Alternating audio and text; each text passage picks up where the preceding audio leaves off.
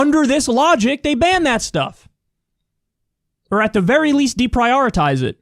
So we've opened the door now. And don't you dare say, no, it'll just only be the bad people. I just told you, Chapo Trap House was banned along with the Donald. How do you not see it? It's right in front of your eyes. So it really sickens me when I see left-wingers defending. Now we have corporations are the ultimate arbiter of truth and justice and free speech. You guys have been begging Mark Zuckerberg and Jack from Twitter and the board at Reddit and the Twitch people, you've been begging them to filter and censor and deplatform and determine what's okay and what's not okay. Why the hell would you trust a bunch of Silicon Valley billionaires to determine what makes sense and what doesn't make sense?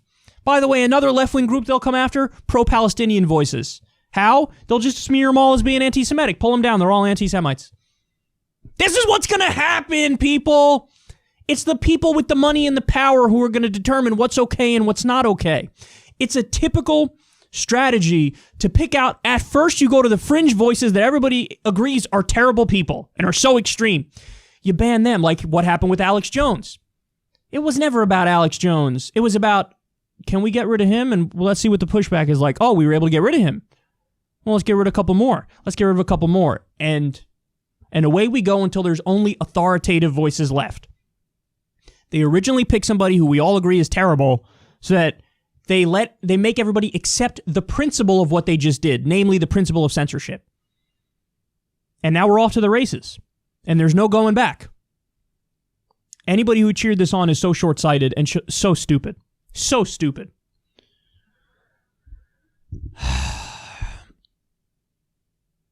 In my opinion, I think we need the same kind of free speech protections in the digital realm as we have when it comes to the Constitution of the United States of America. So namely, every big social media company should be regulated like it's a public utility, and free speech protection should apply. That's the only way out of this as far as I see. You have to regulate all big social media companies as a public utility. You have to say these are the new town square, and so free speech is protected. That doesn't mean you could do libel. That doesn't mean you could do slander. That doesn't mean you could do direct threats of violence or doxing. All that stuff still won't be allowed. But fringe political opinions, they're definitely going to be allowed. They're definitely going to be allowed. Because who the hell is going to be the philosopher king who determines what's acceptable and what's not acceptable? It always comes back to personal taste on that front. That's what we need. We need the First Amendment online. And unfortunately, everybody who's in power and the majority of people are begging more censorship, more deplatforming, more filtering, because they're just such terrible people out there who have too much power and sway, so we got to do something. Well, careful what you wish for.